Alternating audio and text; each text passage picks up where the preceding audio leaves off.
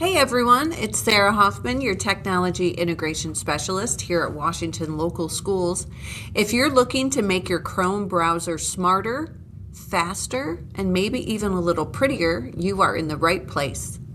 Please keep in mind that these Chrome features are available on your teacher desktop computer. That's what I'm using in this video, is my desktop computer.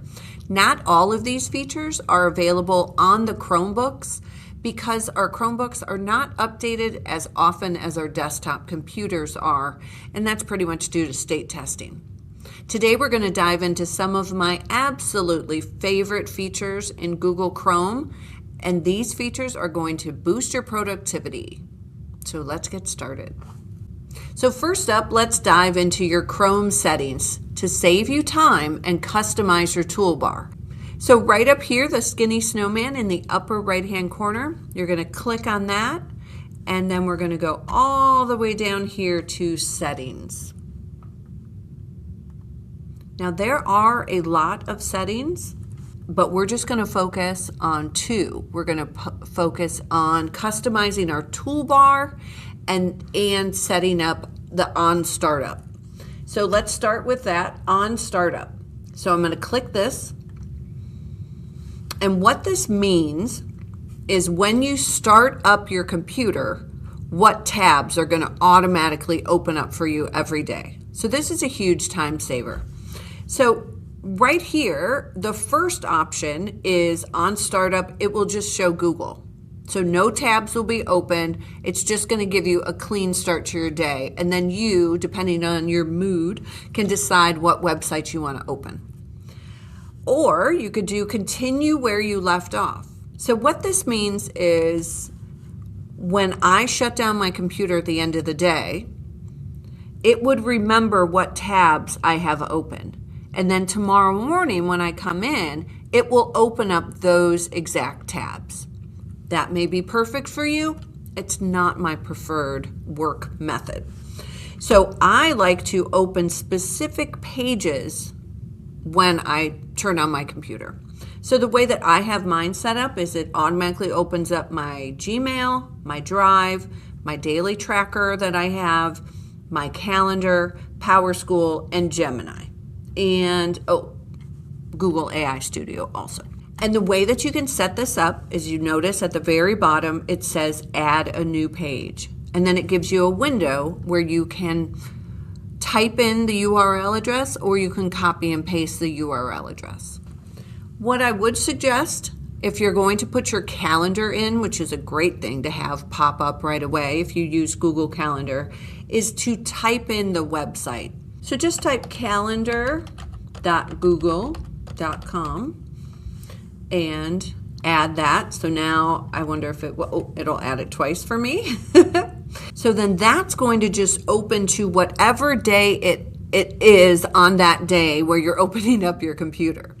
Now, if you notice right here, if I would go up to my calendar, and you can see here, I'm looking at spring break because I'm getting excited about spring break. If I would grab this URL up here and copy and then go into my settings and add a new page and paste that, add, you notice that this is every time I come in, it's going to open up the week of April 5th. So I don't always want my calendar to open up to the week of April 5th. That would be kind of weird. So that's the benefit of just using calendar.google.com. If you want to remove any websites, you just click and then remove. And then if I would click use current pages, what that will do is it will grab all of these tabs I have open and put them in there. So I don't want to do that because that would be kind of a mess. So that is on startup. So now let's click over to the appearance tab. And we want to customize our toolbar.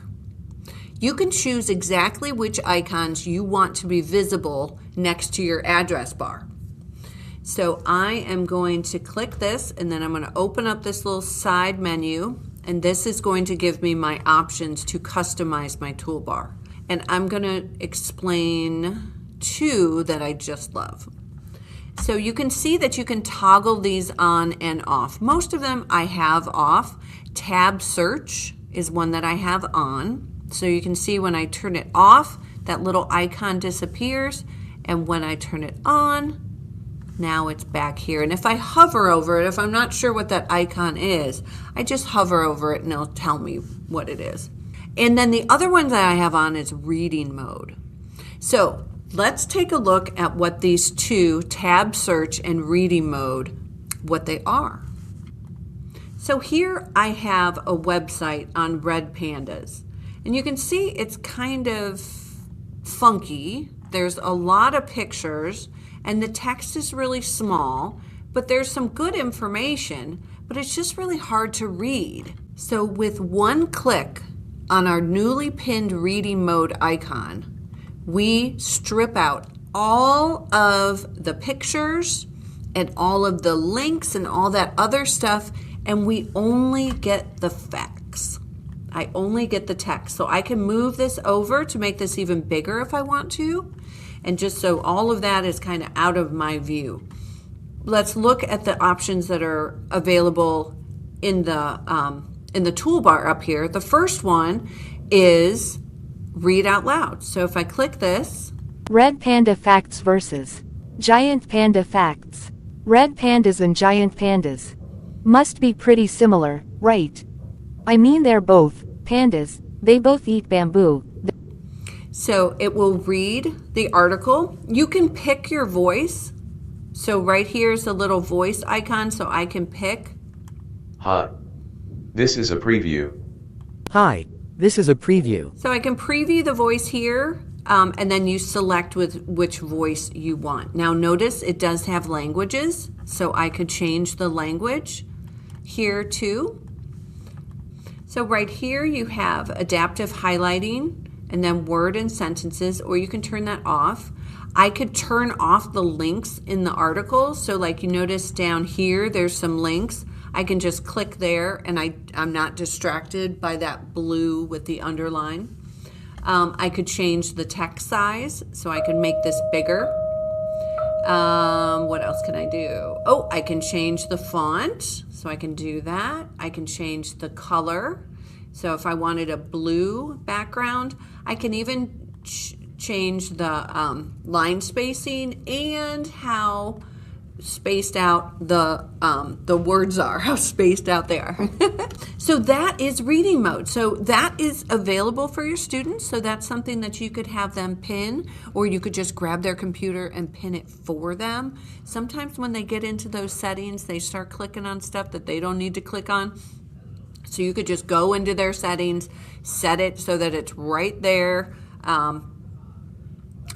for them and show them how to use it. So this is really nice. I like this especially a lot. I'll use this personally with recipes.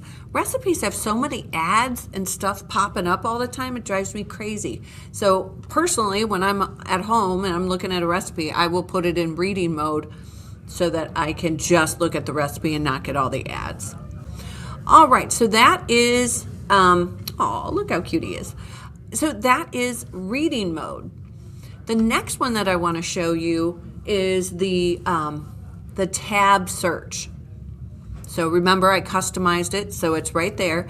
So I love tab search because I always have a ton of tabs open, and sometimes I have so many tabs open that I can't even see what the document is called. So if I click on the tab search, this opens up a side panel that will show me the open tabs that I have open, and I can see the full name of what's opened. But then it shows me which ones that I have recently closed. So that is a huge time saver for me. So I love setting up the customization so that I can search my tabs. I could also type. Notice at the top, I could just look for my Red Panda articles that I have. So if you have so many tabs open that you need to search, you can do that. And I could also exit out of the of any tab that I want to from this screen. So if you need to clean things up and just boop, boop, boop, exit out of a bunch of them, you can do that in that screen. That's it for today. I hope you discovered a new favorite feature to try out.